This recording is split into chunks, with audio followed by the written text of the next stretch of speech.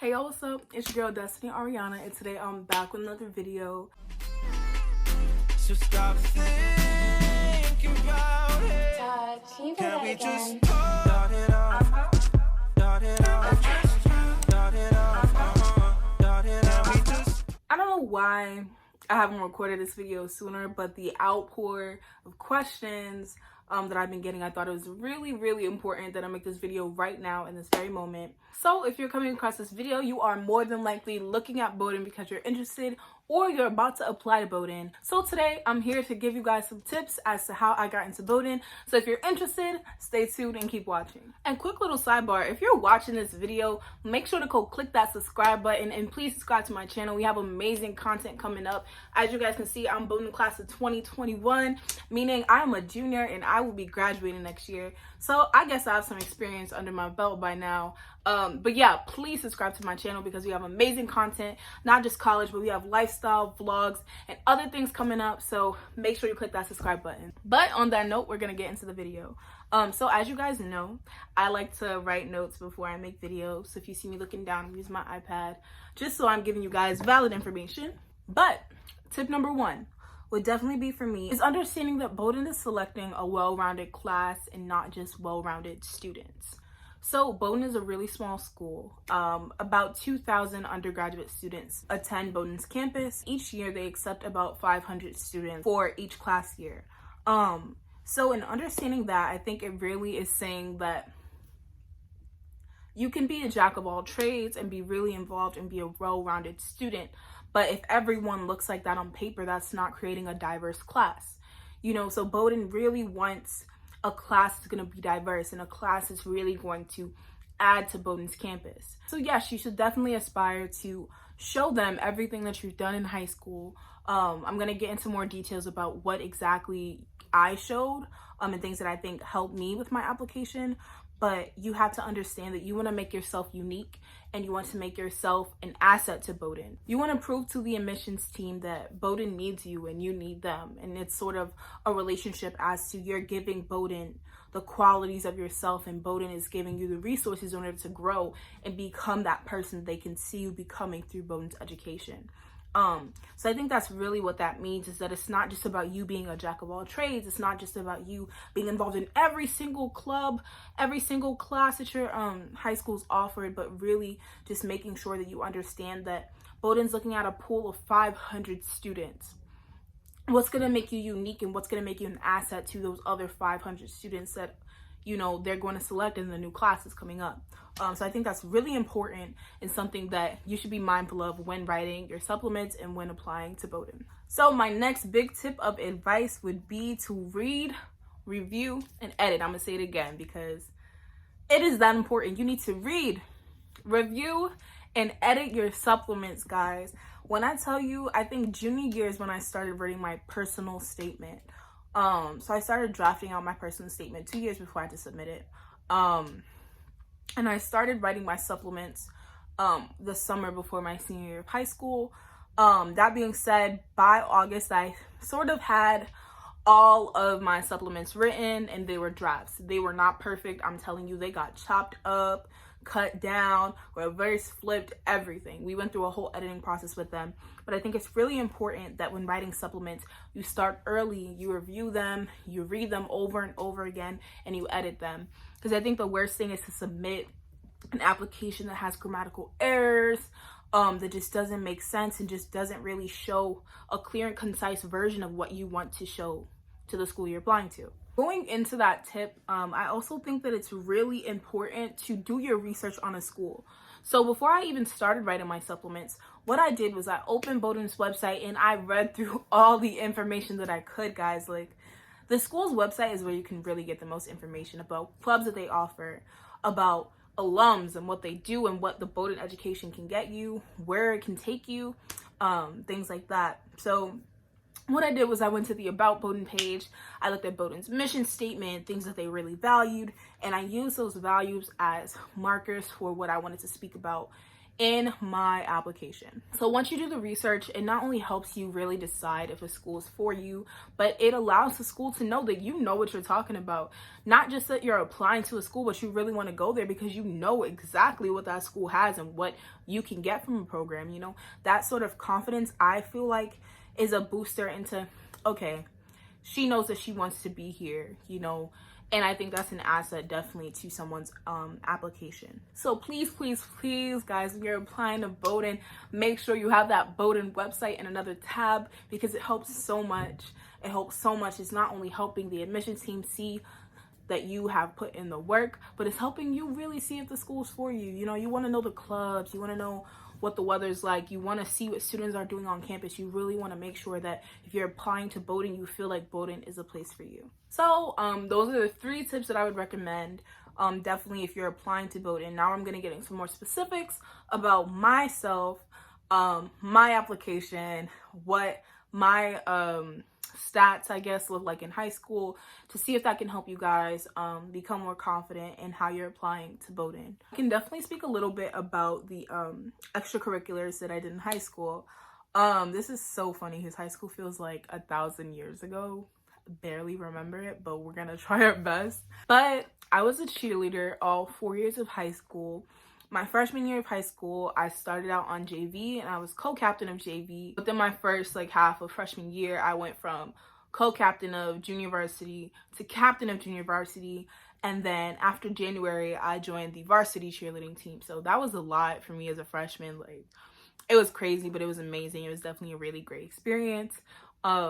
I went through a lot of changes in leadership that I didn't expect to go through, but it definitely allowed me to learn a lot in that amount of time. So after that, I was on varsity, you know, freshman year and sophomore year, and then I became captain of varsity for my junior year and senior year of high school. So I was basically the captain of the cheerleading team for 2 years. I definitely feel like that was an asset to my application because it not only shows commitment, but it shows leadership, and it shows that I advanced. You know, I think that freshman year, mentioning that change in leadership into JV and then into varsity in that span of time definitely helped them see, okay, she had something that made her valuable in order to get advanced up.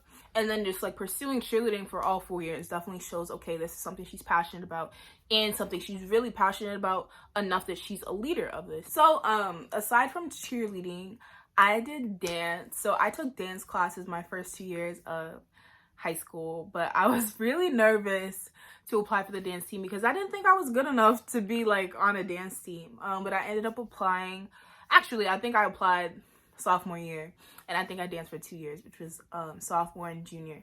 And then to focus on cheer and college applications, I dropped dance for my senior year. So yeah, I did the dance, but this club, I think, is honestly something that also set me aside because I founded this one. My junior year in high school, I decided to create a feminist club that was titled Femme de Couleur, which is French for women of color. And in that, I don't know, I guess in the moment I didn't really realize how much of an impact it would have because I just had a passion. I just really wanted to do it. And I didn't really realize until my senior year what I did. But in that, I just decided to make a safe space for women of color in my school because I felt like there was a real lack in community amongst the women of color in my school. So I really wanted to make a space, a safe space to speak about issues, to empower each other, to speak about things that you don't speak about in the classroom, but I felt important enough to have conversations centering around things that women go through and Black women go through. There are so many things that occur on college campuses that we don't talk about, that I think are really important and things that I definitely didn't know. So I just wanted to bring that to my school because I feel like it was needed. And it's something that is still actually existing today. So that's something really, really exciting.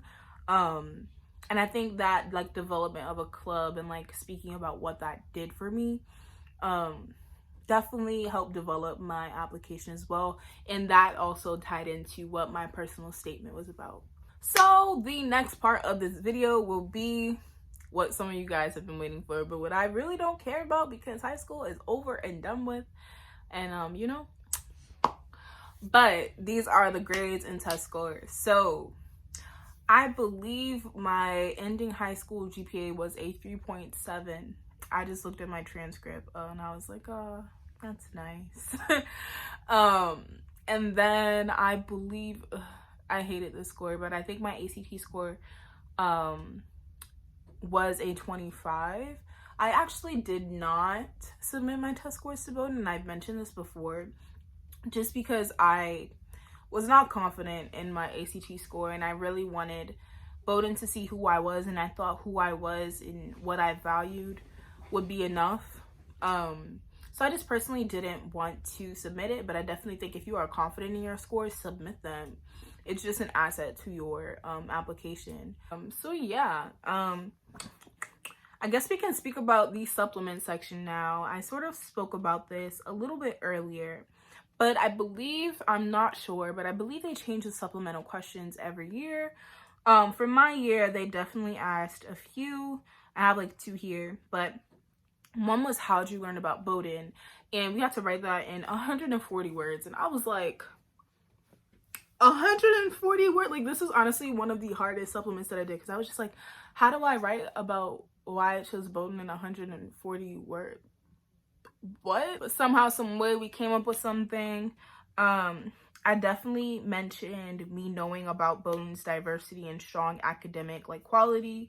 I basically learned about Bowdoin through word of mouth. So many people have told me about it, and why they thought the school would be a good fit for me. So I basically spoke about that, and that was it. And then I think the next supplemental question is something that asked about one of Bowdoin's values and how that basically appeals to an aspect of your life. So in that question, I decided to speak about Bowdoin's emphasis on the common good, and I connected it to my lifelong interest in social justice. This is a perfect example of what I mean by going on the school's website and digging for information that will help you in the end. So in this, Bowdoin really pushes the common good so much on campus. You know, it's definitely one of its biggest values, and it's something that I wanted to get involved in when applying to Bowdoin. And I didn't really get a chance to speak about my commitment to social justice a lot in other aspects of my application, but this is what I'm saying, like, this is like the dessert. So I had a chance to speak about what I knew about Bowdoin, but then I got to show them another side of myself. You know, I got to use this question to reveal, hey, you know, I'm all of these things, but I also really have a passion for social justice, you know, and giving back to the community and really just being involved. And that's what I think makes an application really strong. Again, I am not an admissions person, but I really have seen this help multiple people on their college applications, you know, but not just repeating these same things over and over again, because then these admissions people are reading your application and it just sounds like a broken record.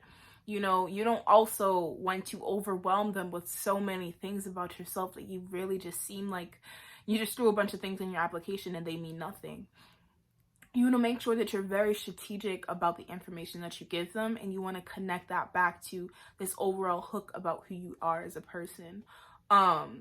And I think that that honestly is one of the biggest advice that I can give anyone applying to any school, but specifically Bowdoin. You know, you want to make sure that after they read all of your supplements, you know, your transcript and everything, that they have a good sense of who you are, why you want to go there, and what you will do when you go there, and what you really think the school can give you in order to put you where you need to be. I think that that's key.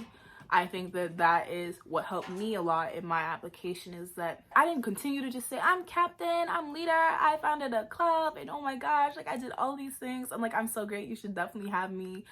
I made sure that I told them why I did these things, what these things have taught me, what I've learned from them. Like, I really dove into my application and tried to dissect each part so they could see all sides of who Destiny is. Like, I did not want to leave any room for questions about, well, why did she do that? You know, she might have just done no. Like, I explained why, and I wanted them to really see me. Like, I literally wanted to have them just like, wow, like, I would love to meet this girl. Like, that's what I put in so much work into my supplement to make sure that they could see who I was and hopefully think I was a great candidate for Bowdoin. For my polar bears who got ED, congratulations.